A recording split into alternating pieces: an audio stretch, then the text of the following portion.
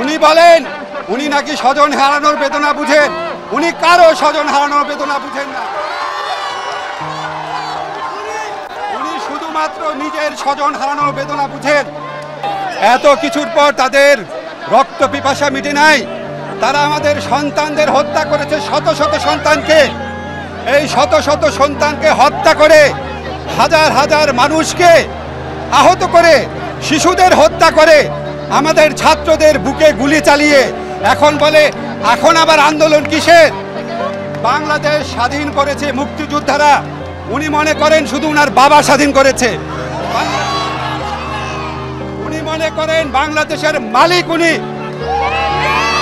উনি আমাদেরকে কথায় কথায় বলেন উনি নাকি আমাদের ভাত খাওয়ান, উনি নাকি আমাদের বিদ্যুৎ বন্ধ করে দিবে।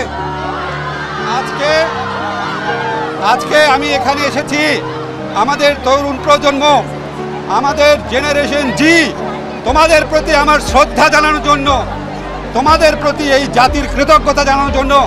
তোমরা বাংলাদেশের ইতিহাসে ব্রিটিশ আমল থেকে শুরু করে সবচেয়ে বড় স্বৈর শাসক, সবচেয়ে বড় হত্যাকারী শাসকের বিরুদ্ধে রুখে দাঁড়িয়েছ। তোমাদের জয় সুনিশ্চিত।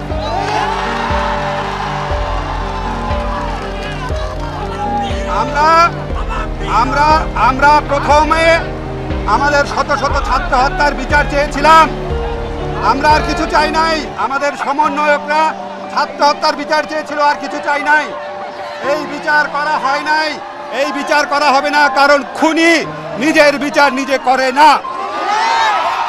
কাজেই আজকে বাংলাদেশের ঘরে ঘরে আওয়াজ উঠেছে। আজকে লক্ষ লক্ষ মানুষ এখানে। আপনি অবিলম্বে পদত্যাগ করে তত্ত্বাবধায়ক সরকার ব্যবস্থা চালু করে বাংলাদেশের মানুষের প্রতিনিধিদের, বাংলাদেশের মানুষ বাংলাদেশের তাদের নিজেদের প্রতিনিধি নির্বাচন করতে পারে। এই দেশের তরুণরা তাদের ভোটাধিকার প্রয়োগ করতে পারে, তাদের জীবন এবং জীবিকা নিশ্চিত থাকতে পারে।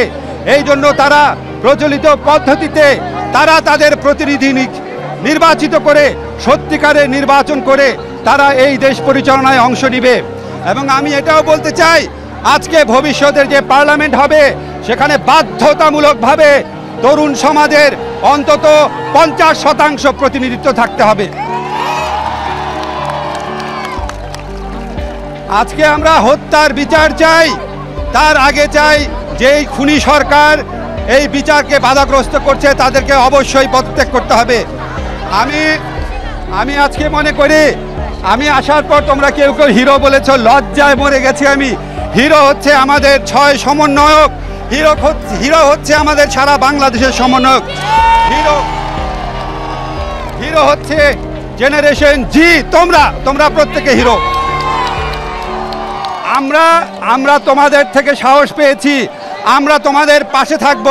আমাদের যদি মৃত্যুও হয় আমরা তোমাদের পাশে থাকব, এই কথা দিয়ে গেলাম। ধন্যবাদ।